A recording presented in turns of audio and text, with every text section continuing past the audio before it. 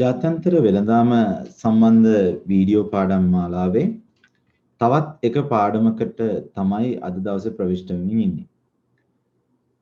අපි මේ ජාත්‍යන්තර වෙළඳාම යටතේ මේ වෙනකොට කොටස් දෙකක් අවසන් කරලා තියෙනවා. එක කොටසක් තමයි ජාත්‍යන්තර වෙළඳාම හැඳින්වීම, වෙළඳාමට පදනම් වන න්‍යායන්, අභ්‍යන්තර හෝමාරු අනුපාත, ජාත්‍යන්තර හෝමාරු අනුපාත වගේ සංකල්ප. දෙවෙනි වීඩියෝ හරහා අපි කතා කරා ආරක්ෂණය කියන මාතෘකාව ප්‍රධානම කතා කරන අතරතුර වෙළඳ අනුපාතය මේ වගේ සංකල්ප සඳහා අපි අවධානය යොමු කරා. අද දවසේ මේ වීඩියෝවෙන් මගේ අවධානය යොමු වෙන්නේ තවත් වැදගත් පාඩමක්, තවත් වැදගත් කොටසක් මේ ගෙවුම් ශේෂ ලේඛනය. අපි ශ්‍රී ලංකාවේ විදේශ වෙළඳාම් කතා කරාට පස්සේ අද ගෙවුම් ශේෂ ලේඛනයට සම්බන්ධයි. ගෙවුම් ශේෂ ලේඛනය සහ විනිමය අනුපාත කියන කොටස සාකච්ඡා කරන්න තමයි අද දවසේ මම මගේ අවධානය මේ යොමු කරමින් ඉන්නේ. ඒ නිසා අද දවසේ අපි ඉගෙන ගමු පාඩම. මොකක්ද අපේ පාඩම? ගෙවුම් ශේෂ ලේඛනය සහ විනිමය අනුපාත. මේ සම්බන්ධනොත් විභාග ප්‍රශ්න, පසුගිය විභාග ප්‍රශ්න බලද්දී විශාල ප්‍රශ්න ප්‍රමාණයක් මේ පාඩම ආශ්‍රිතවත් විමසීමට ලක් කරලා තියෙනවා. අන්තර්ජාතික වෙළඳාම යටතේ ගෙවුම් ශේෂ ලේඛනය. අපි මේ ගෙවුම් ශේෂ ලේඛනය කියන්නේ මොකක්ද කියන තැන ඉඳන් අපි අධ්‍යයනය කළ යුතුයි. ලංකාවේ ගෙවුම් ශේෂ ප්‍රශ්නය කියන තැනට එනකම්. මේක සරලයි අපි ඉගෙන ගත්තොත් ඉතාම පහසු විභාගයේදී අනිවාර්යෙන් ලකුණු ලබාගත හැකි කොටසක් බවට පත් වෙනවා. මොකද්ද ගෙවුම් ශේෂ ලේඛනය කියලා කියන්නේ? අපි දරුවනේ ශ්‍රී ලංකාවේ විදේශ වෙළඳාම යටතේ අපි කතා කරා. ශ්‍රී ලංකා විදේශ වෙළඳාමේදී ශ්‍රී ලංකාව අපනයනය කරන ලබන භාණ්ඩ වර්ග පිළිබඳව. අපි තේ යවනවා, ඇඟලුම් යවනවා, පොල් යවනවා, මැණික් ආශ්‍රිත නිෂ්පාදනය යවනවා. අපනයන තියෙනවා. ඒ වගේම අපි ආනයනය කරනවා, khනිජ තෙල් ආනයනය කරනවා, පොහොර ආනයනය කරනවා, යන්ත්‍ර සූත්‍ර ආනයනය කරනවා.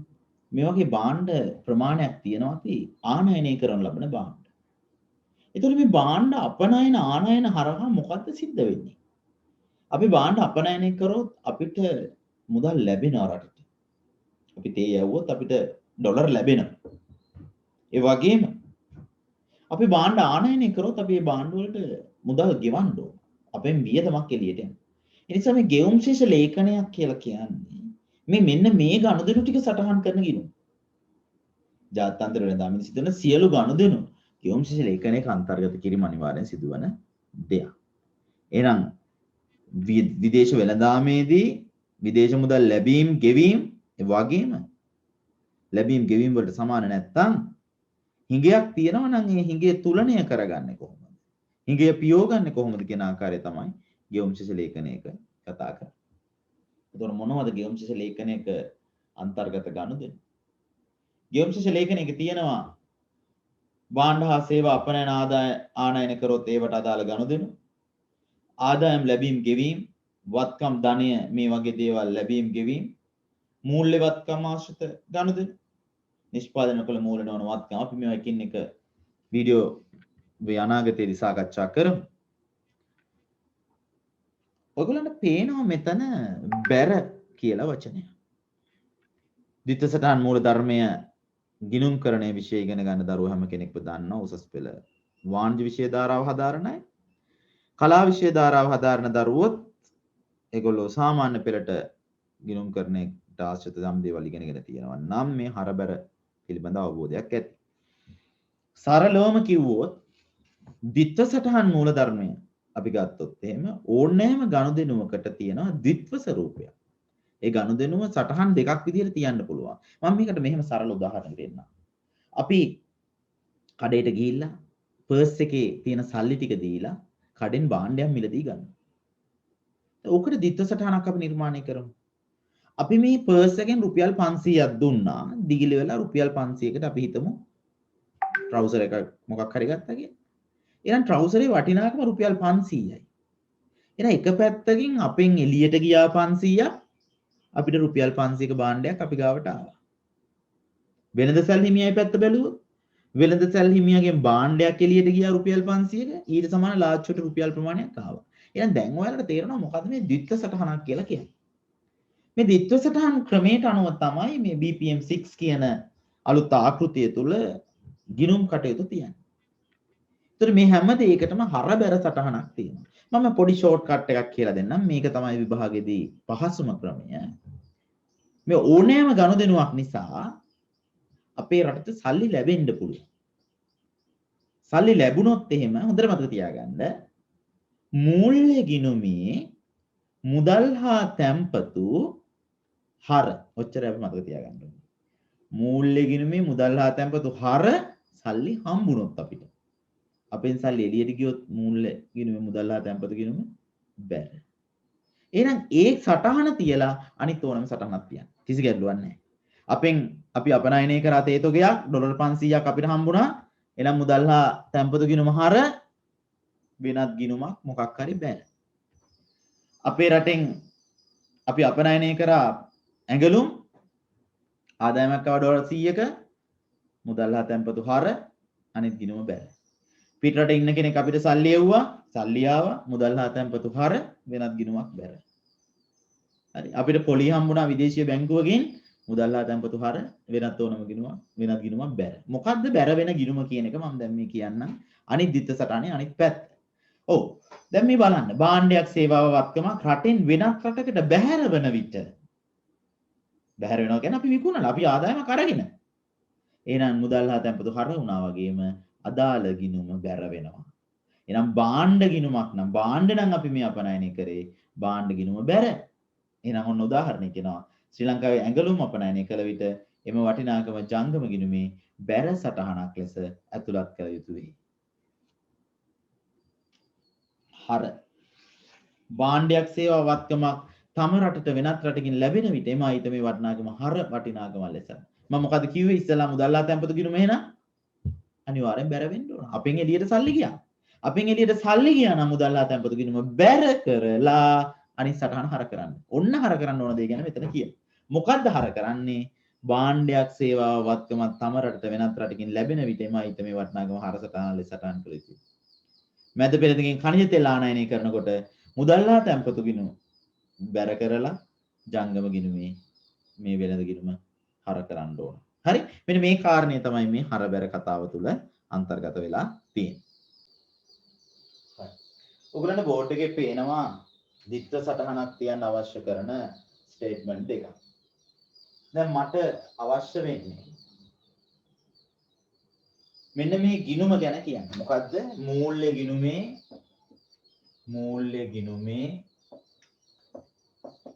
මුදල් හා තැන්පතු.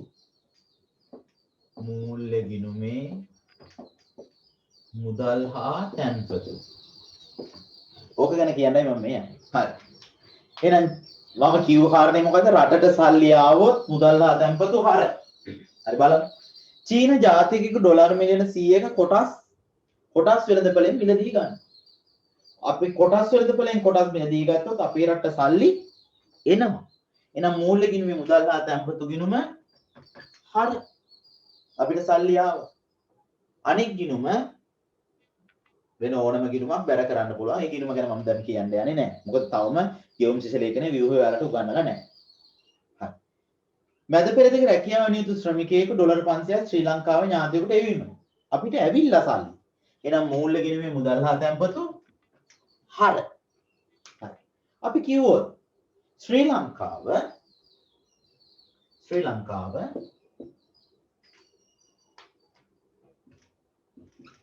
ලංකාව ඩොලර් 500ක බොරතෙල් මිලදී ගැනීම. දැන් අපි පිටරටින් බාන්න මිලදී අරන්. එහෙනම් මූල්‍ය ගිණුමේ මුදල් හා තැන්පතු අපේ රටෙන් සල්ලි එළියට ගිහිල්ලා. මුදල් හා තැන්පතු බැර. දැන් ඔයාලට තේරෙනවා ඇති මේ හර සටහන් සහ බැර සටහන්. එහෙනම් විදේශීය රටකින් අපේ රට සල්ලි ආවොත් මුදල් හා තැන්පතු හර, අපේ රටින් එළියට ගියොත් මුදල් හා තැන්පතු බැර. ඉතින් මේකේ අනිත් සටහන වෙනත් ගිණුමකට යනවා. බොරතෙල් එන්නේ ජංගම ගිණුමට. ජංගම ගිණුම අපි කියනවා වෙළඳ ගිණුම කියලා. එහෙනම් වෙළඳ ගිණුම හර. හරි? රැකියාවේ නියුක්ති කෙනෙක් එවන සල්ලි අපි දාන්නේ ද්විතීයික ආදායම් ගිණුම. එහෙනම් මේකේ දෙවෙනි සටහන ජංගම ගිණුමේ ද්විතීයික ආදායම් ගිණුම බැර.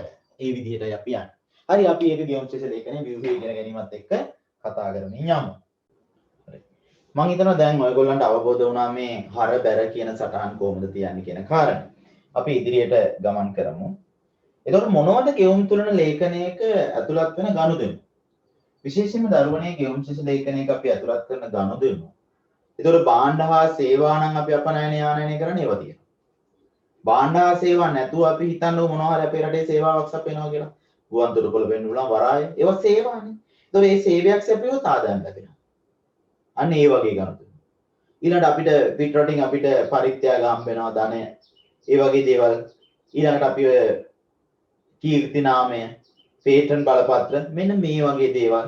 ඊට පස්සේ ස්ටොප්ස් වෙන්න පුළුවන් මූල්‍ය වත්කම් කියන જાතිය අපි ස්වෛරීත්ව බැඳුම් කර අරන් තියනවා වෙන මොනවා හරි අන්න ඒ වගේ. ඒතකොට මේ ජාත්‍යන්තර වෙළඳාමට සම්බන්ධ යම් ගනුදෙනුවක් වේද ඒ සියලුම වටිනාකම් මෙතනදී අපි සටහන් කරනු ලබනවා.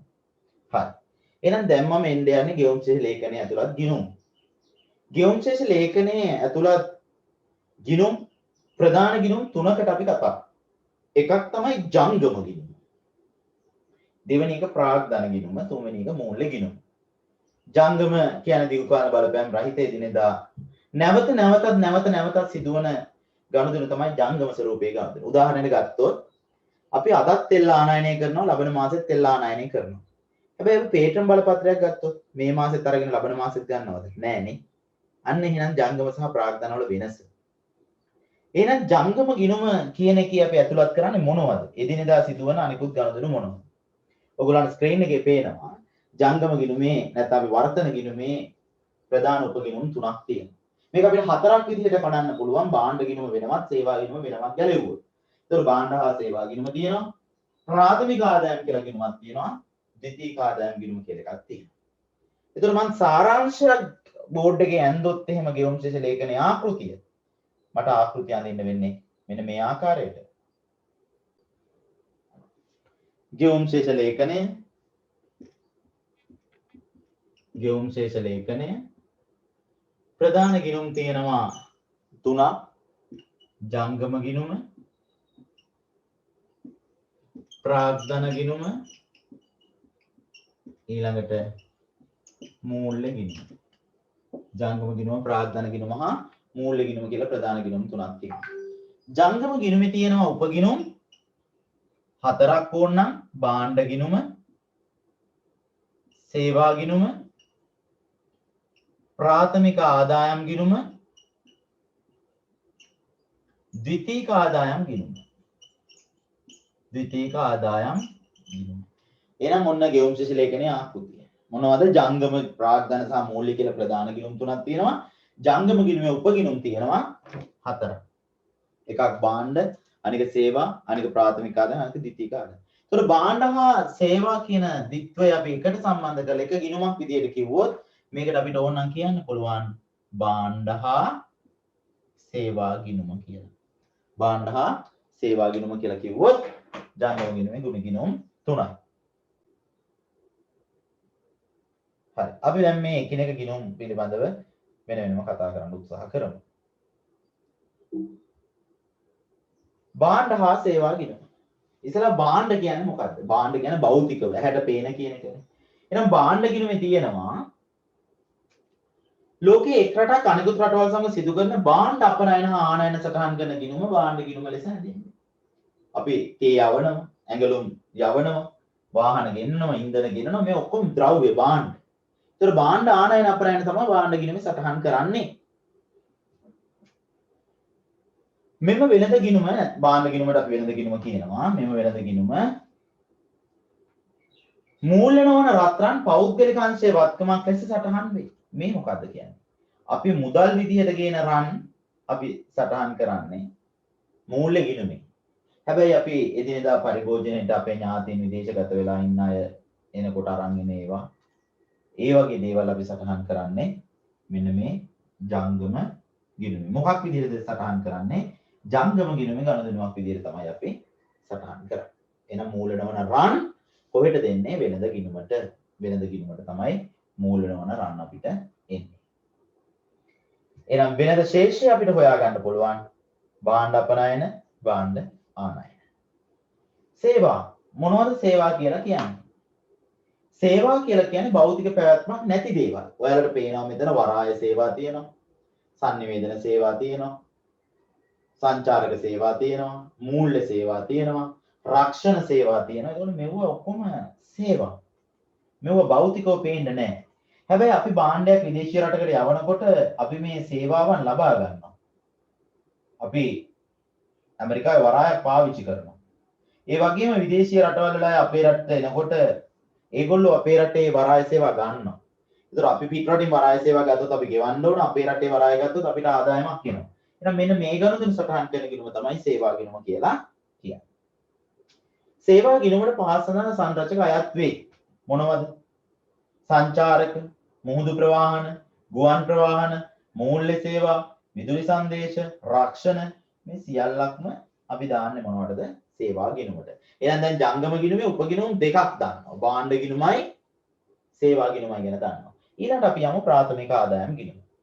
මොකද්ද ප්‍රාථමික ආදායම් ගිණුම කියලා කියන්නේ? ප්‍රාථමික ආදායම් ගිණුම. මේකේ තියෙන්නේ ආදායම්. එහෙනම් ඉස්සෙල්ලා භාණ්ඩ ආනයන අපනයන කරාට අපි මෙතන තියෙන සාධක ආදායම්.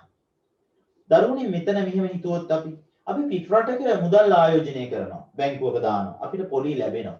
පිට රටේ අපේ බැංකුවල දානවා. අපි පොලි ගෙවනවා. අපි විදේශීය කොටස් වෙනදපොළ කොටස් අරගෙන තියෙනවා. අපිට ලාභාංශ ලැබෙනවා.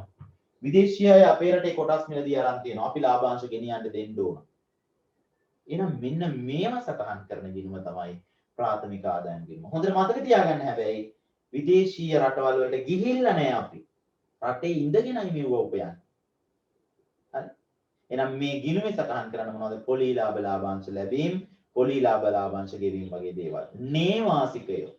අපි රට අතහැරලා ගිහිල්ලා එළියට ගිහිල්ලා නැහැ. ඒ නිසාම පිට රට ගිය අපේ ඥාතීන් රෙමිටන්සස් කියන අපිට වෙන සල්ලි විදේශ ශ්‍රමික ප්‍රේෂණ ශ්‍රමික වැටුප් අපි මේකට අන්තර්ගත කරන්නේ නෑ. ඒගොල්ලෝ නිර්නේමාසිකයෝ කියලා අපි සැලකන නිසා ඊළඟට එහෙනම් ද්විතීයික ආදායම් ගිණුම තියෙනවා.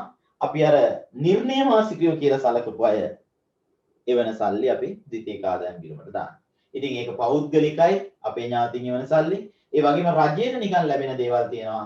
රජය නිකන් දෙන දේවල් තියෙනවා. ඒවට අපි කියනවා නිල සංක්‍රාම කියලා. එහෙනම් මේ විදේශ සංක්‍රාම පෞද්ගලික වේවා රජයට වේවා ලැබීම්, විදේශ සංක්‍රාම පෞද්ගලික වේවා රජයට වේවා ගෙවීම් අතර වෙනස තමයි මේ ගිණුමේ අපිට දක්නට ලැබෙන්නේ. එහෙනම් දැන් අපි ජංගම ගිණුමේ ප්‍රධාන උපගිණුම් තුනම කතා කරලා ඉවරයි. භාණ්ඩ හා සේවා ගිණුමත් කතා කරා, ප්‍රාථමික ආදායම් ගිණුමත් කතා කරා, ද්විතීයික ආදායම් ගිණුම කතා කරා. එතකොට මේ වගේ ශේෂය විමසද්දී අපි භාණ්ඩ ගිණුමේ ශේෂය, භාණ්ඩ ලැබීම්, භාණ්ඩ ගෙවීම් ආදාය. සේවා ගිණුමේ ශේෂය, සේවා ලැබීම්, සේවා ගෙවීම්. ප්‍රාථමික ආදායම් ලැබීම්, ප්‍රාථමික ආදායම් ගෙවීම අතර වෙනස ප්‍රාථමික ආදායම් ගිණුමේ ශේෂය.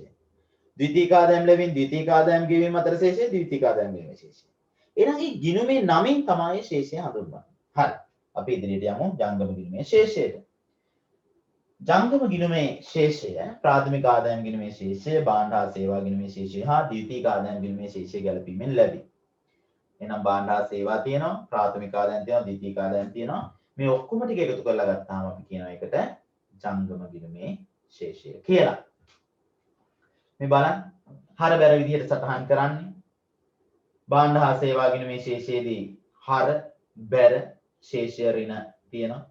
ප්‍රාථමික ආදායම් හර බැර ශේෂය ඍණ විදිහට තියෙනවා. ඒතකොට දිට්ඨ සටහන් තියෙනකොට අපි අපනයනය කරා නම් මුදල් ගිණුම හර ඊට පස්සේ භාණ්ඩ හා සේවා ගිණුම බැර.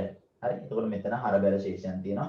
ජංගම ගිණුමේ සමස්ත ශේෂය ඍණ 200ක් විදිහට තමයි මෙතන පෙන්නලා තියෙන්නේ. මේ ඔයගොල්ලන්ට පේන්නේ මහ බැංකු වාර්තාව ඇසුරෙන් මම මේ කාරණේ පැහැදිලි කරලා තියෙනවා. වෙළඳ ගිණුම මේ තියෙන්නේ. අපනයන ආදායම 2018 11890යි. ආනයන වියදම 22233යි.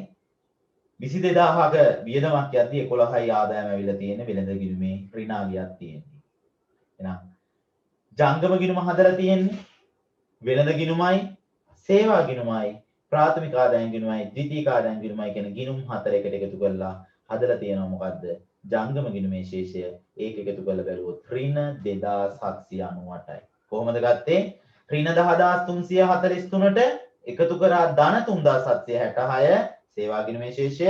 ඒකට එකතු කළා ප්‍රාථමික ආදායම් ශේෂය ඍණ 2385 ඒකට එකතු කළා ද්විතීයික ආදායම් ශේෂය 6163. එහෙනම් මේ ගිණුම් හතර එකතුව තමයි ජංගම ගිණුමේ ශේෂය කියලා කියන්නේ. හරි. ඊළඟට තියෙන්නේ ප්‍රාග්ධන හා මූල්‍ය ගිණුම. ජංගම ගිණුම අපි ගණනය කරලා ඉවරයි. මොනවද ප්‍රාග්ධන ගිණුමේ තියෙන්නේ? ප්‍රාග්ධන ගිණුමේ තියෙනවා නිෂ්පාදනය නොකළ මූල්‍ය නොවන වත්කම්. අර ජංගම ස්වරූපයේ දේවල් නෙවෙයි. ජංගම කියන්නේ නැවත නැවතත් සිදුවන දේවල්. නමුත් ප්‍රාග්ධන හා මූල්‍ය ගිණුමේ තියෙන දිගු කාලයක් පවතින දේවල්. උදාහරණයකට බලපත්‍ර, බදු ගිවිසුම්, සන්නම්, කීර්තිනාමය, පුරස්කාර, පේටන්. අපි පේටන් බලපත්‍රයක් ගන්නවා කියලා හිතන්න යම් දෙයකට අපිට ඒක වසර ගණනාවක් පාවිච්චි කරන්න පුළුවන්. දැන් කොවිඩ් වැක්සින් එක අරගෙන තියෙන්නේ අපි මේ වෙද්දි. එතකොට කොවිඩ් වැක්සින් එක හොයාගත්ත අයට පේටන් එකක් තියෙනවා ඒක නිෂ්පාදනය කරන්න. ඒගොල්ලන්ට ඕන නම් ඒක මිලියන බිලියන ගණනක් අය අරගෙන වෙනත් රටක විකුණන්න පුළුවන්. එතකොට ඒවා ප්‍රාග්ධන ස්වරූපයේ ගනුදෙනු. මූල්‍ය ගිණුමේ තියෙන්නේ මුදල් හා සම්බන්ධ ගනුදෙනු. ගෙවුම් ශේෂ ලේඛනයේ අවසාන උපගිණුම මූල්‍ය ගිණුම, ප්‍රධාන ගිණුම් තුනෙන් ජංගම ගිණුම, ප්‍රාග්ධන ගිණුම හා මූල්‍ය ගිණුම කියලා ගිණුම් තුනක් තිබුණා. තුන්වෙනි ගිණුම මූල්‍ය ගිණුම. මේ මූල්‍ය ගිණුමේ ප්‍රධාන වශයෙන් සටහන් කරන්නේ මුදල් හා සම්බන්ධ දේවල්. ඒකේ තියෙනවා කලබ ආයෝජන, කොටස් වෙළඳපොළ ආයෝජන. අපේ රට විදේශීය රටවල් වලින් කොටස් වෙළඳපොළට එනවා. ඒ වගේම අපේ රටේ අය පිටරට කොටස් වෙළඳපොළ ආයෝජනය කරනවා. මුදල් ගෙනියන්නේ මුදල් ගේන්නේ. ඒ නිසා ඒක කලබ ආයෝජන කියලා දානවා. ඍජු අපේ රටට ඇවිල්ලා ව්‍යාපාර ආරම්භ කළොත් ඒවට අපි කියනවා ඍජු විදේශ ආයෝජන කියලා. මූල්‍ය ව්‍යුත්පන්න වෙනත් ආයෝජන විදේශ සංචිත. මෙන්න මේ වගේ මුදල් හා සම්බන්ධ දේවල් විතරයි අපි මූල්‍ය ගිණුමේ සටහන් කරන්නේ. බලමු. කිසියම් රටක ගෙවුම් තුරන ලේඛනයේ ජංගම ගිණුම සහ ප්‍රාග්ධන ගිණුමේ ශේෂවල එකතුව එම රටේ අවශේෂ ලෝකයේ සුද්ධ ණය හිමියෙක්ද සුද්ධ ණය ගැතියෙක්ද යන පෙන්눔 කරනවලු. මොකද්ද මේ කියන කාරණේ? මම මේක සරල උදාහරණකින් පැහැදිලි කරන්නම්. මේ බලන්න බෝඩ් එක දිහා. අපි හිතුවොත් ජංගම ගිණුමේ හා ප්‍රාග්ධන ගිණුමේ ශේෂය මේ සමස්ත ශේෂය ඍණ 100යි කියලා. මූල්‍ය ගිණුමේ ශේෂය ධන 100යි. අපි ලෝකයේ කිසිම රටකට ණය නැහැ. හැබැයි මෙතන ජංගම හා ප්‍රාග්ධන ගිණුමේ ශේෂය ඍණ 100යි. මූල්‍ය ගිණුමේ තියෙන්නේ 50යි. ඍණ 50යි. එහෙනම් අපි ලෝකයේ අනෙක් රටවල් වලට ණයයි. එහෙනම් අපි ණය ගැතියෙක් බවට පත් වෙනවා. ණය ගැතියෙක් බවට පත් වෙනවා. ඒ කියන්නේ අපි විදේශීය ගනුදෙනු වලදී පිට රටවල් වලට ණයයි. හැබැයි මේක අපි මෙහෙම වුණොත් මෙතන ඍණ 100ක් වෙද්දි මෙතන 150ක් තිබුණා නම් මෙතන ධන 50යි. එහෙනම් අපි විදේශ රටවල් වලට ණය නැහැ. විදේශ රටවල් අපිට ණයයි. ඒ කියන්නේ අපි ණය හිමියෙක්. එහෙමනම් මේ මූල්‍ය ගිණුමේ ශේෂය මගෙන් අපිට පෙන්නනවා අපි ණය හිමියෙක්ද ණය ගැතියෙක්ද කියන කාරණේ. එහෙනම් සරලවම කිව්වොත් මෙතනදි කියන්නේ ප්‍රාග්ධන හා ජංගම ගිණුමේ ශේෂය මූල්‍ය ගිණුමට සමාන විය යුතුයි කියලා. මේ ගිණුම් දෙකේ ශේෂය මෙන්න මේ ගිණුමට සමාන වෙන්න ඕන කියලා තමයි කියන්නේ. ඒක තමයි මූලිකව කියන කාරණේ. හරි. ඔයගොල්ලන්ට පේනවා ස්ක්‍රීන් එකේ කියලා තියෙනවා ජංගම හා ප්‍රාග්ධන ගිණුම් වල ශේෂය මූල්‍ය ගිණුමේ ශේෂයට සමාන විය යුතුය. සමස්ත ශේෂය. ඊළඟ අපේ වැදගත්ම කාරණේ සමස්ත ශේෂය. ද්විත්ව සටහන් මූලධර්මයට අනුව ජංගම සහ ප්‍රාග්ධන ගිණුමේ ශේෂවල එකතුව මූල්‍ය ගිණුමේ ශේෂයට සමාන විය යුතු අතර කිසියම් සංඛ්‍යානමය වැරද්දක් නිසා අසමානතාවයක් හටගත්තොත් ඒ සුද්ධ වැරදීම් සහ අත්හැරීම් යන අයිතම යොදා ගනිමින් සමාන කෙරේ. ඔයගොල්ලන්ට මම පෙන්නන්නම් ඒක ඔප්පු කරලා මේ ජංගම සහ ප්‍රාග්ධන ගිණුම වල ශේෂය මූල්‍ය ගිණුමට සමාන වෙන්න ඕන. සමාන නැත්නම් අපේ අතින් වැරද්දක් හෝ අත්වැරද්දක් වෙලා කියලා අපි ඒක අත්හැරීමක් විදියට වෙලා කියලා අපි ඒක ගලපලා දානවා. බලන්න. මෙතන ඔයගොල්ලන්ට පේනවා ගෙවුම් ශේෂ ලේඛනයේ ආකෘතිය. අපනයනය කෙරුවොත් බැර, ආනයනය කෙරුවොත් හර. මේ දේවල් ටික දාලා අවසානට ජංගම ගිණුමේ ශේෂය 1050යි කියලා අරන් තියෙනවා. ඊළඟට ප්‍රාග්ධන ගිණුමත් සම්බන්ධ කරලා ජංගම හා ප්‍රාග්ධන ගිණුමේ ශේෂය 1350යි. මෙතන වලට 1350ක් පේනවා. මම මොකද්ද මෙච්චරලා කිව්වේ ජංගම හා ප්‍රාග්ධන ගිණුම් වල ශේෂය සමාන වෙන්න ඕන කිව්වා.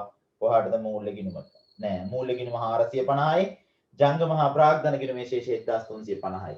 එහෙමනම් බැලන්ස් වෙලා නෑ. බැලන්ස් කරන්න ඕන නම් අපි මොකද කරන්න ඕනේ? සුද්ධ වැරදීම් සහ අත්හැරීම් කියලා ඉතුරු 900 ගේන්න ඕන.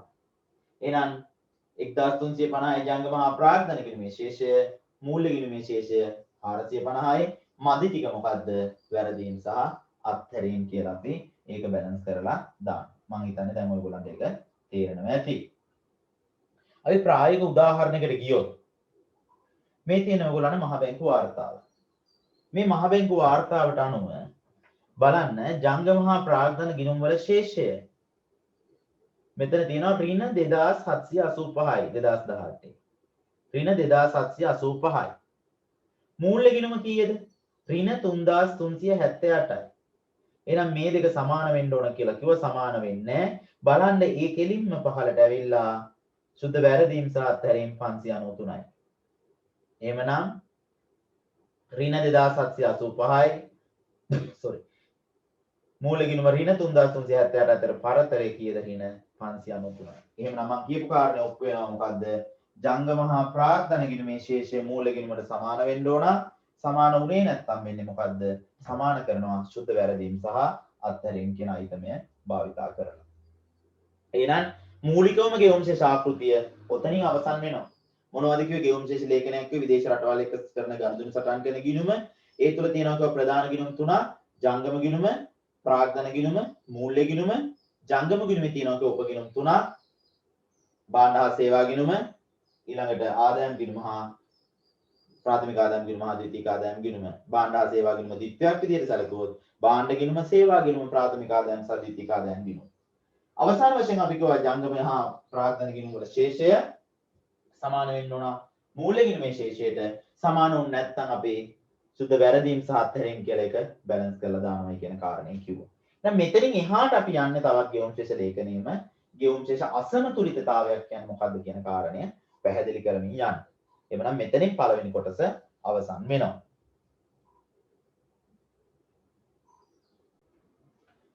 දැන් අපි මේ ගෙවුම් ශේෂ ලේඛනයේම තව දුරටත් ඉදිරියට යමු.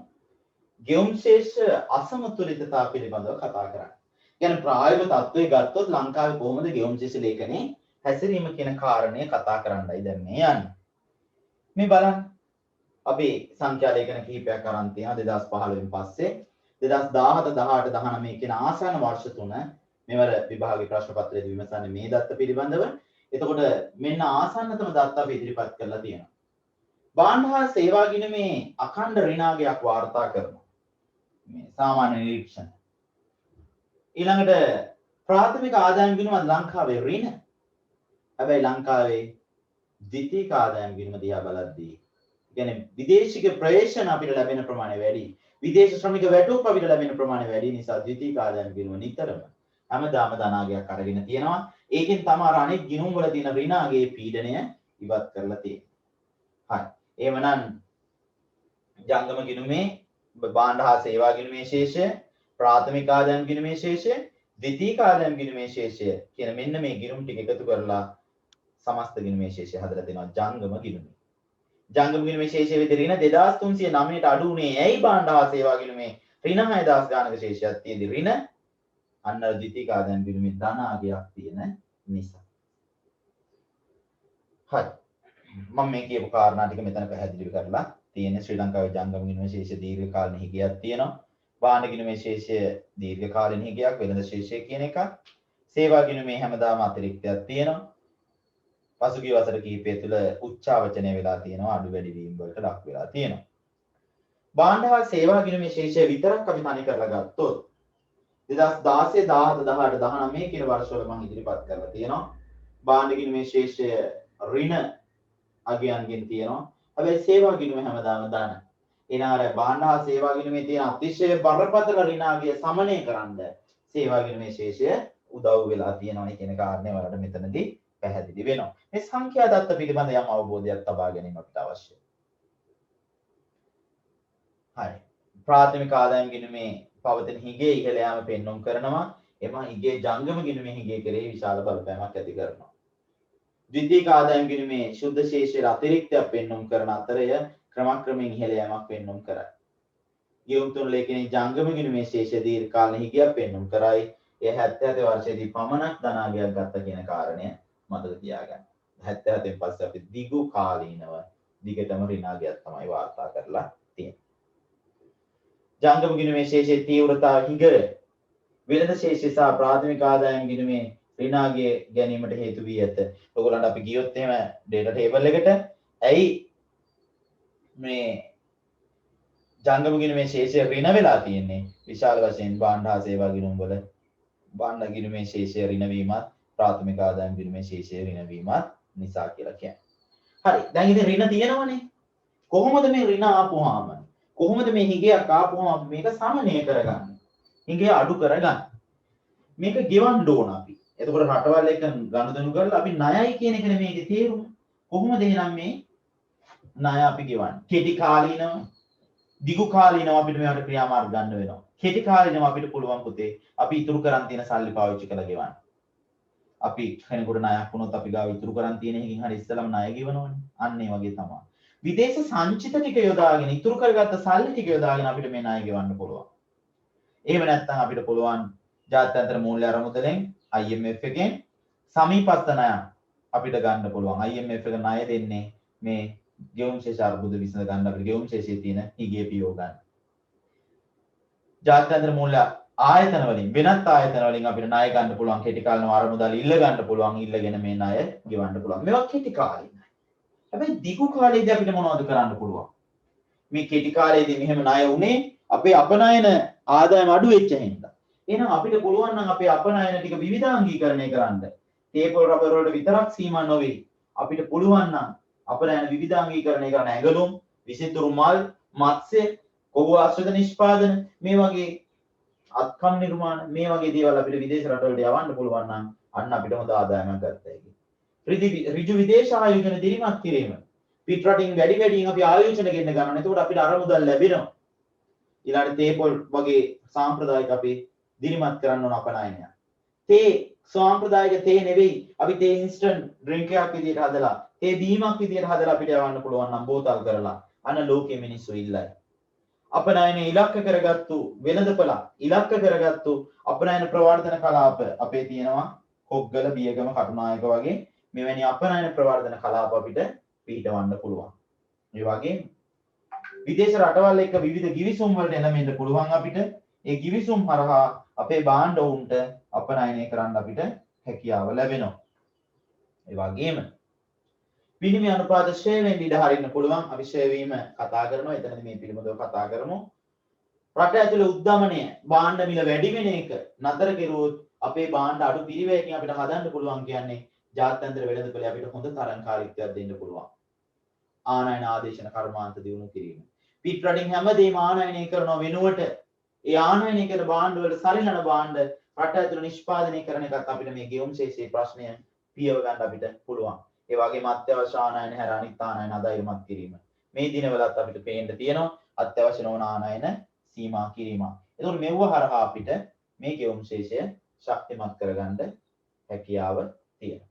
එහෙමනම් දරුවනේ මෙන්න ගෙවුම් ශේෂ ලේඛනය පිළිබඳ අපි කතා කළ යුතු දේ. ගෙවුම් ශේෂ ලේඛනය අපි කතා කරා මොනවද? ගෙවුම් ශේෂ ලේඛනයේ තියෙන අයිටම මොනවද? උපගිණුම් මොනවද? ප්‍රධාන ගිණුම් මොනවද? ඒ ගිණුම් බැලන්ස් වෙන්නේ කොහොමද? දිත්ත සටහන් මූලධර්මය කියන්නේ මොකද්ද? මේ සියල්ලක්ම අපි ගෙවුම් ශේෂ ලේඛනය හරහා කතා කරා. ඊට පස්සේ ලංකාවේ ප්‍රායෝගික දත්ත අරගෙන ගෙවුම් ශේෂ ලේඛනය කියන්නේ මොකද්ද? ඒකේ තියෙන අස්ථාවරත්වයේ මෑත කාලීන ප්‍රවණතා මොනවද කියන එක අපි කතා කරා. ඊළඟට අපි ගමන් කරන්න ඕනේ අපේ ඊළඟ ප්‍රධාන මාතෘකාවක් වන විනිමය අනුපාතය කියන මාතෘකාව දිසාට. එහෙමනම් අපි මේ මාතෘකාවෙන් ඉදිරියට ගමන් කරන්න උත්සාහ කරමු.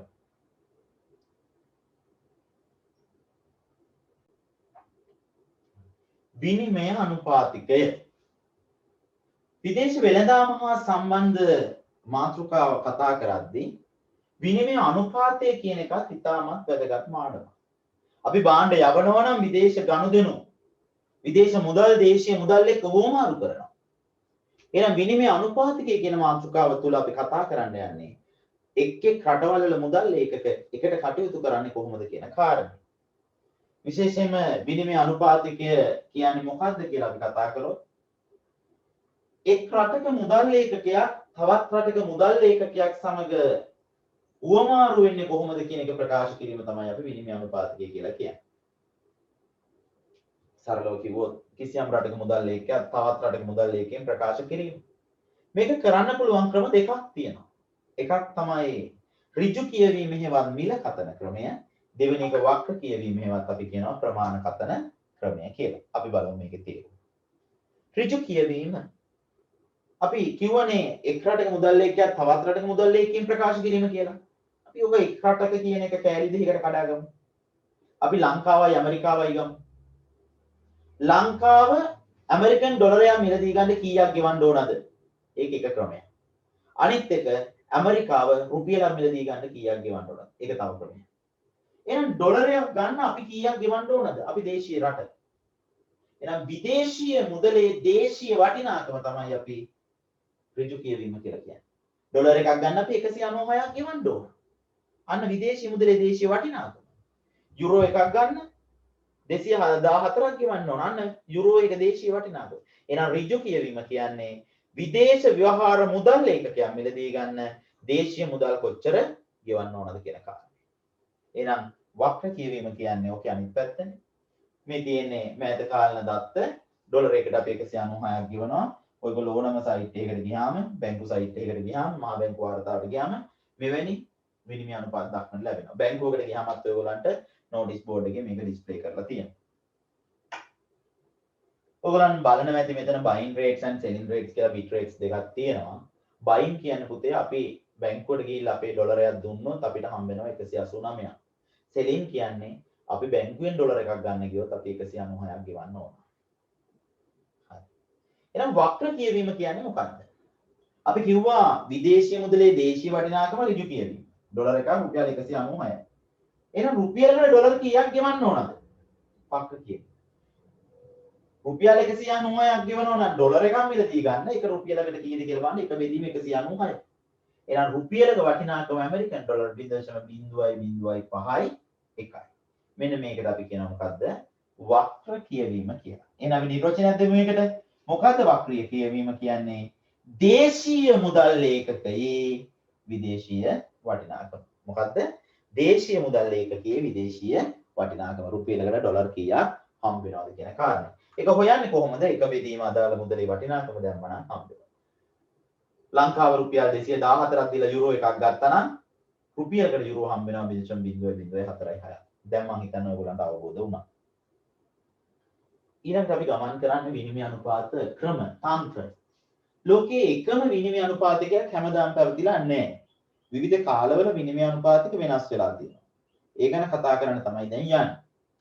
ලෝකයේ ඉස්සරම තිබිලා තියෙන ස්ථාවර විනිමය අනුපාත ක්‍රම ලංකාවේ 1977 වෙනකම් ස්ථාවරයි විනිමය. ඊට පස්සේ 9 විනිමය අනුපාතකයන් ලංකාවේ පාලනය කරනවා. දැනට පවත්වාගෙන යනවා. තව පාලිත 9 කියලා විනිමය අනුපාතකයකුත් අපිට දක්නට ලැබෙනවා. ස්ථාවර විනිමය අනුපාතය කියන්නේ මොකක්ද? රටක මූල්‍ය අධිකාරිය නැත්නම් මහ බැංකුව නීතිගතව ස්ථාවර කරනවා ඩොලර් එකට ගෙවන්නේ අපි මෙන්න මෙච්චරයි කියලා. එහෙනම් මූල්‍ය අධිකාරිය විසින් තීරණය කරන ලද විනිමය අනුපාතකයට තමයි අපි කියන්නේ මොකද්ද? ස්ථාවර විනිමය අනුපාතකය කියලා. මේ ස්ථාවර කරපුවාම තියෙන වාසි මොනවද? නිතර නිතර වෙනස් වෙන්නේ නැහැ විනිමය අනුපාතය. දැන් අද ඩොලර් එක 2018 විතර වෙද්දි මේ ඩොලර් එක තිබුණේ 110යි 12යි. අද 190ට ගිහිල්ලා. ඒ නම් මෙහිම. හැබැයි ස්ථාවර නම් මහ බැංකුව වෙනස් වෙන්න දෙන්නේ නැහැ. එහෙනම් ස්ථාවර නම් ආනයන අපනයන කරුවන්ට ඉතාම පහසුවෙන් ගිවිසුම් වලට එන්න පුළුවන්. ඇයි? මුදලේ වටිනාකම ශනිකව වෙනස් වෙන්නේ නැහැ. විදේශ ආයෝජකයන් ණය සැපකරුවන්ට අවිනිශ්චිත බවක් ඇති වෙන්නේ නැහැ. ඩොලරයට අදත් ගෙවන්නේ 150යි, හෙටත් ගෙවන්නේ 150යි. සමස්ත ආර්ථිකයේ ක්‍රියාකාරීත්වය කළමනාකරණය කරන්න පුළුවන්. ඩොලර් එක ගියාම ගෙන්නන භාණ්ඩවල මිල වැඩි. ඒක උද්දමනයක් ඇති වෙනවා, විරකියාවක් ඇති වෙනවා. ප්‍රශ්න ගොඩයි. හැබැයි ස්ථාවර නම් එවන්නක් ඇති වෙන්නේ නැහැ. ඊළඟට සමපේක්ෂණ ක්‍රියා අතුරුදහන් වෙනවා. දැන් පුතේ නිතර නිතර වෙනස් වෙනවා නම් අපි ගණන් අඩු කාලෙට අරගෙන තියාගන්නවා ගණන් වැඩි කාලෙට විකුණන්න. ඒකට අපි කියනවා සමපේක්ෂණය කියලා. එවැනි සමපේක්ෂණ ක්‍රියා අතුරුදහන් වෙනවා. ඒව කරලා වැඩක්. අපනයන කරුවන්ට ආනයන කරුවන්ට වාසි ලබාගත නොහැකි බැවින් අපනයන වල තරංකාරීත්වය ඉහළ නංවා ගැනීමට අපනයන කරුවෝ පෙළඹෙනවා. දැන් මුදල වෙනස් වෙච්ච හින්දා වාසි ගන්න බැරි නම් ඒගොල්ලෝ පුළුවන් තරම් අඩු වියදමකින් භාණ්ඩ හදන්න උත්සාහ කරනවා. ඒක හොඳ මොටිවේෂන් එකක්. ඒ වගේම අවාසි තියෙනවා. රටක විනිමය අනුපාතික එකපාරට ස්ථාවර කරලා තියාගන්න බෑ. එහෙම තියාගන්න නම් මොකද කරන්න ඕනේ? ඒ රට විශාල සංචිත ඩොලර් රන් තියාගන්න ඕන. එහෙම නැත්නම් අපේ මුදල බාල්දුයි. හරි. ඒ නිසා අපිට විශාල සංචිත ප්‍රමාණයක් තියාගන්න උනාම මේ බාහිර සමතුලිතතාව රැක ගන්න අමාරුයි. ස්ථාවර විනිමය අනුපාතිකය තුළ අධිතක්සේරු ඌණ තක්සේරුවක් පැවතුනොත් ඒ නිරතුරුව ගෙවුම් ශේෂ හිඟයක් හෝ අතිරික්තයක් හෝ ඇති වෙනවා. ඌණ තක්සේරු වෙනවා කියන්නේ ඩොලරයකට අපි ගෙවන්න ඕන රුපියල් 200ක් නම්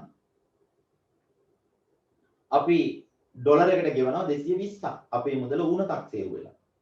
අපි ඩොලරයකට ගෙවන්න ඕන 200ක් ගෙවන්නේ 150යි නම් අපි අධිතක්සේරු කරගෙන අපේ මුදල් ඒකකය ස්ථාවර විනිමය අනුපාතය පවත්වාගෙන යන විට එහි අධිතක්සේරු වීම යටතේ මතුවන විදේශ විනිමය හිඟයන් පියවීමට මූල්‍ය අධිකාරියට විශාල විදේශ විනිමය සංචිත පවත්වාගෙන යන්න වෙනවයි කියලා කිව්වා. මම ඉස්සරලත් ඒ කාරණේ පැහැදිලි කරා. නිකම්ම අපිට ස්ථාවර කරලා තියන්න බෑ. විශාල මුදල් සංචිත අපිට තියාගන්න වෙනවා මේ වෙනුවෙන්. විනිමය හිඟේ පියවා ගැනීමේ විකල්ප ක්‍රියාමාර්ග ආනයන පාලනය වගේ ආරක්ෂණවාදී ක්‍රියාවලට යන්න වෙනවා සමහර වෙලාවට මේ විනිමය අර්බුද අපිට මතු වුණොත්. එහෙනම් ස්ථාවර විනිමය අනුපාතකයක් කියන්නේ නීතිගතව ස්ථාවර කරනවා මහ බැංකුව. ඒකේ වාසිත් තියෙනවා, ඒකේ අවාසිත් තියෙනවා. ඊළඟට අපි සාකච්ඡා කරන්න යන්නේ නම්ම්‍ය විනිමය අනුපාතකය. මොකද්ද නම්ම්‍ය විනිමය අනුපාතකය කියලා කියන්නේ? මහ බැංකුව නීතිගතව ස්ථාවර කරන්නේ විනිමය අනුපාතකය නැත්නම් කොච්චර මුදල් ප්‍රමාණයක් ගෙවන්න ඕනද කියන එක තීරණය කරන්නේ විදේශ විනිමය වෙළඳපොලේ. විනිමය ඉල්ලුමත් විනිමය සැපයුමත් මත තමයි මේ අගය තීරණය වෙන්නේ. අපි බලමු. විදේශ විනිමය වෙළඳපොලේ ක්‍රියාකාරී පාර්ශවයන් විවිධ පාර්ශව විනිමය ඉල්ලනවා ලෝකේ. ඒ වගේම මේගොල්ලෝ විනිමය සපයනවා. මේ විනිමය ඉල්ලුම සැපයුම අනුව තමයි විනිමය අනුපාතිකයාගේ තීරණය වන්නේ. අපි උදාහරණයකට කියොත් එහෙම ඔයගොල්ලන් මෙතන පේනවා ඩොලරයේ රුපියල් මිල. ඩොලරයකට රුපියල් කීයක් ගෙවන්න ඕනද කියන එක තීරණය වුණේ විනිමය වෙළඳපොලේ විනිමය ඉල්ලුමයි විනිමය සැපයුමයි මත. එහෙනම් ඩොලර් ඉල්ලුමත් ඩොලර් සැපයුමත් මත ලෝකයේ විනිමය අනුපාතිකය ලංකාව රුපියල් කීයක් ගෙවන්න ඕනද කියලා තීරණය වෙනවා නම් අන්න ඒකට අපි කියනවා මොකද්ද? නම්ම්‍ය විනිමය අනුපාතිකය කියලා. ඇයි ඩොලර් ඉල්ලන්නේ? ඩොලරය සඳහා රුපියල්. ඇයි අපි ඩොලර් ලෝකේ ඉල්ලන්නේ? අපි ආනයනය කරන්න ගියොත් අපිට ඩොලර් ඉල්ලන්න වෙනවා. විදේශ රටවල සංචාරයට යන්න ගියොත් ඩොලර් ඉල්ලන්න වෙනවා. ණය ගෙවන්න අපිට ඩොලර් ඕන වෙනවා. ණය පොලිය ගෙවන්න අපිට ඩොලර් ඕන වෙනවා. එහෙනම් මෙන්න මේ දේවල් නිසා තමයි ඩොලර් ඉල්ලුමක් ඇති වෙන්නේ. ඒ වගේම ඩොලර් සැපයන්නේ. ආනයන නිසා ඩොලර් ඉල්ලුවා නම් අපනයන නිසා ඩොලර් සපයනවා ඒගොල්ලෝ. ප්‍රාථමික ආදායම් අපිට එනකොට ඩොලර් සපයනවා. ද්විතීයික ආදායම් අපිට එනකොට ඩොලර් හම්බ වෙනවා. එහෙනම් ඩොලර් ඉල්ලුමයි සැපයුමයි අනුව තමයි මේ විනිමය අනුපාතිකය තීරණය වෙන්නේ. දැන් මෙන්න මම අර වක්‍ර කියවීම යටතේ මේ කාරණේ කියන්න යනවා.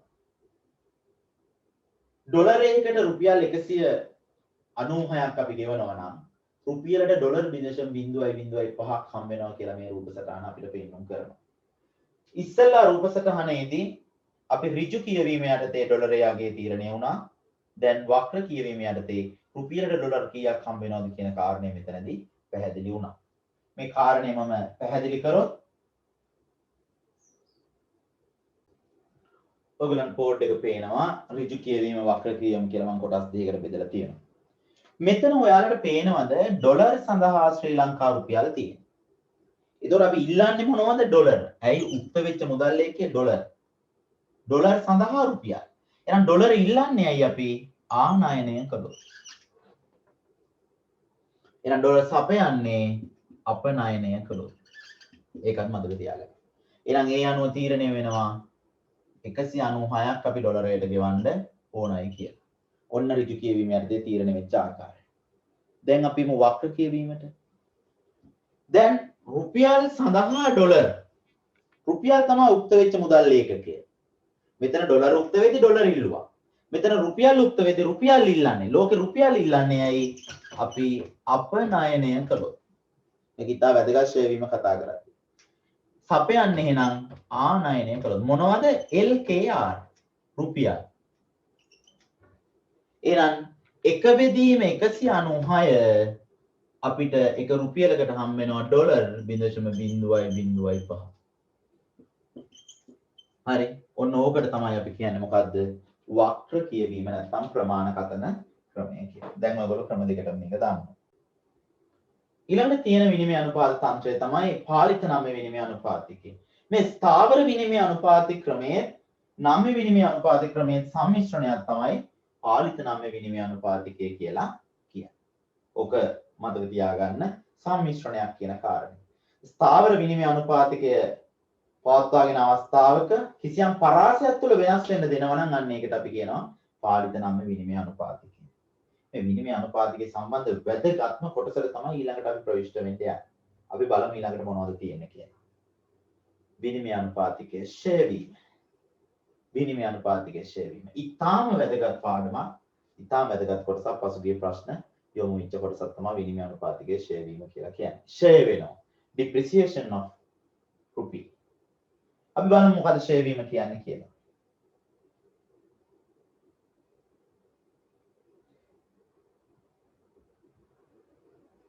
විනිමය අනුපාතිකය ෂෙයා වීම කියලා කියන්නේ ඊට කලින් අපි විනිමය අනුපාතිකය කියන්නේ මොකක්ද කියලා ඉගෙන ගමු. මොකක්ද කිය විනිමය අනුපාතිකය කියලා එක් රටක මුදල් ලේඛකයා තවත් රටක මුදල් ලේඛකයන් ප්‍රකාශ කිරීම තමයි විනිමය අනුපාතිකය කියලා කිව්වේ. ඒතකොට ඒක තීරණය වුණේ කොහොමද? විනිමය වෙළඳපොලේ. මොකක් මතද? විනිමය ඉල්ලුම හා විනිමය සැපයීම මත. හරි. දැන් හිතන්න ඩොලර් ඉල්ලුම සැපයීම මත 196 තීරණය වුණා. බැරි වෙලාවත් දැන් මේ ඩොලර් ඉල්ලුමේ තියෙන්නේ මම ප්‍රස්තාරයන්දී පෙන්නුවා ආනයන තියෙන්නේ. ඒතකොට ෂෙයා වීම කියලා කියන්නේ හොඳට මතක තියාගන්න.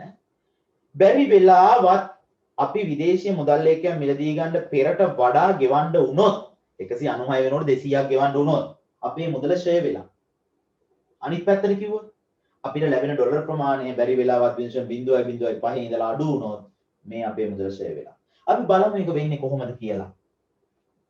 එහෙනම් විනිමය අනුපාතයේ ෂෙයා වීමක් සිද්ධ වෙන්නේ අනිවාර්යෙන් නම්‍ය ක්‍රමයක් යටතේ ෂෙයා කරන්න බෑ. ස්ථාවර යටතේ මේක අවප්‍රමාණය කිරීමක් කියලා කතා කරනවා. නම්‍ය විනිමය අනුපාත ක්‍රමයක් යටතේ දේශීය ආහාර මුදල් ලේඛකයේ වටිනාකම විදේශීය මුදලින් පහළ වැටීම තමයි අපි කියන්නේ විනිමය අනුපාතිකය ෂෙයා වීම කියලා. 196ක්ව තියෙන මුදල් ලේඛකය අපි හිතුවොත් 210ක් අපිට ගෙවන්න උනා කියලා. අන්න ඒක තමයි ෂෙයා වීම කියලා කියන්නේ. කොහොමද උනේ? මම කිව්වා ඩොලරයේ රුපියල් මිල ගැන කියද්දි ඩොලර් ඉල්ලුම තීරණය වෙන්නේ ඇයි ආනයන මත. අපි බැරි වෙලාවත් ආනයන වැඩි කරමු. දැන් මේ දිනවල ලංකාවේ තියෙන ප්‍රශ්නයෝකනේ ආනයන සීමා කරන්නේ ඒකයි. ආනයන වැඩි කරමු. ආනයනික ඉල්ලුම් වක්‍රය ආනයන නිසා ඉල්ලුම් වක්‍රය දකුණට විතැන් කරනවා. විතැන් කරපු ගමන් මොකද වෙන්නේ? මේ බලන්න. ඩොලරය 196 ඉඳන් 210ට වැඩි වෙනවා. මොකද උනේ? ඉල්ලුම වැඩි වුණා. ඉල්ලුම කරේ මොනව මතද? ආනයන මත.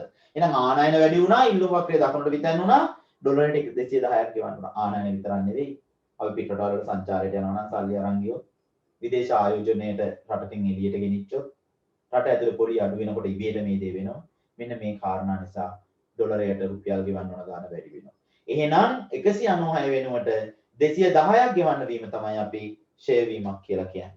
ඉතින් මේක වක්‍ර කියවීමටත් එමු. එහෙනම් මේ ඩොලර් ඉල්ලුම ආනයන නිසායි මේක උනේ. ආනයන නිසා මේ සිද්ධ වෙච්ච කාරණය මම වක්‍ර කියවීම යටතේ ඔයගොල්ලන්ට පැහැදිලි කරන්නම්. හරි. බලන්න බෝඩ් එක දිහා. අපේ දැන් මෙහෙම තියෙන ලේඛනය අපි දැන් කතා කරේ ඊට උදාහරණයට අනුව ආනයන වැඩි වුණා, ඩොලර් ඉල්ලුම වැඩි වුණා. ඔන්න දැන් අපි 210ක් ගෙවනවා. හරි. මොනවද වැඩි වුණේ? ආනයන. මේ ප්‍රස්තාරයේ ආනයන තියෙන කොතනද? ආනයන තියෙන සැපයුමේ. එහෙනම් සැපයුම් වක්‍රය දකුණට විතැන් කරලා දාන්න. S2. අන්න එහෙනම් දැන් අපිට ඩොලර් හම්බෙන්නේ 0.004යි. ඉස්සෙල්ලා අපිට ඩොලර් 0.005ක් හම්බුණා. ඇයි? එක බෙදීම 196. දැන් එක බෙදීම 210 අපිට හම්බෙන්නේ 0.004. එහෙනම් එකක් විදේශීය මුදලක් ගන්න ඕන මුදල දේශීය මුදල් ඒක ප්‍රමාණය 196 ඉඳන් 210ට වැඩි වුණා. එන්න ෂෙයා වීම වක්‍ර කියවීමට ආවොත් 0.005ක් හම්බෙච්ච අපිට දැන් හම්බෙන්නේ 0.004යි. මේකට අපි කියනවා ෂෙයා වීම කියලා. ඔව්. මේ ෂෙයා වීමක් නිසා සිද්ධ වෙන ප්‍රතිවිපාක මොනවද? දැන් අපි වැඩිපුර ඩොලර් එකක් වෙනුවෙන් ගෙවන්න ඕන නම් අපේ ආනයන වල මිල ගණන් වැඩි වෙනවා. ඉස්සරට වඩා ආනයන වියදම් වැඩි වෙනවා දැන්. ඊළඟට දේශීය ඉල්ලුම ආනයන මතම රඳා පවතිලා තියෙනවා. දැන් අපේ නම් 80%ක්ම ආනයන මත තියෙනවා. ඒතකොට පිටරටින් ගෙන්නන භාණ්ඩ වල මිල වැඩි කියන්නේ අපේ රටේ උද්දමනය වැඩි වෙනවා. ණය වාරික ගෙවන්න ඕන කරන මුදල් ප්‍රමාණය එන්න එන්න වැඩි වෙනවා. ඉස්සරලා 196ක් දීලා ඩොලර් එකක් ගත්තා නම් දැන් අපි 210ක් ගෙවද්දී ණය බර වැඩි වෙනවා අපිට ණය ගෙවන්න ඕන කරලා. ඊළඟට අපනයන භාණ්ඩ සඳහා ඉහළ ඉල්ලුමක් ඇති වෙනවලු විදේශීය වෙළඳපොලේ. ඒක නම් වෙන්න පුළුවන් පුතේ. ඉස්සර අපිට ඩොලර් 0.05ක් ගෙවලා ගත්ත භාණ්ඩය දැන් ඒගොල්ලෝ 0.04ක් දීලා ගන්නවා කියන්නේ අපේ භාණ්ඩ ඒගොල්ලන්ගේ රටේ ලාභයි. ඒ නිසා අපේ අපනයන ඉපයුම් වැඩි වෙන්න පුළුවන්.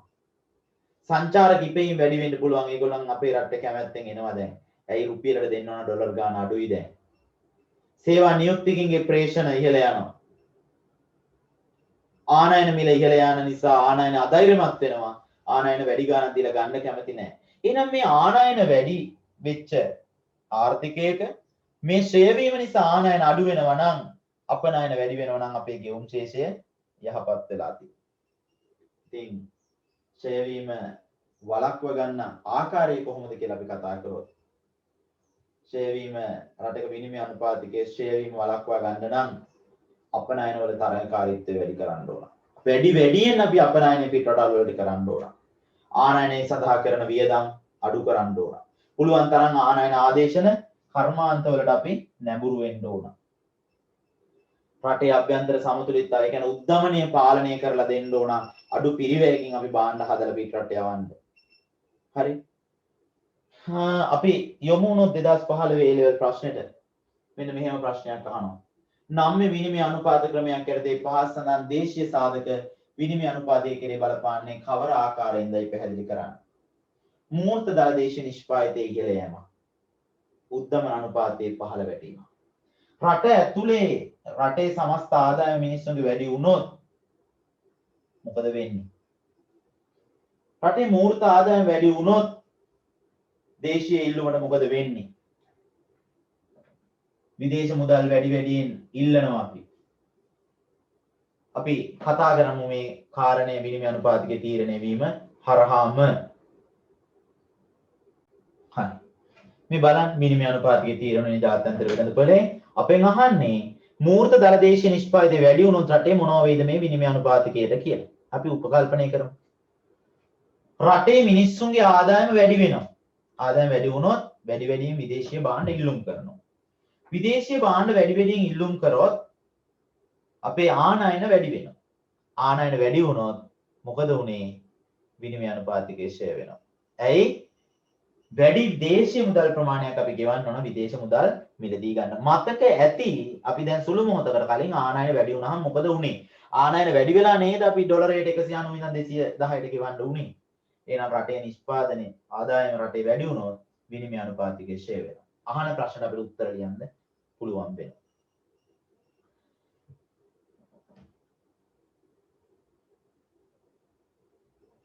හරි. ඊළඟට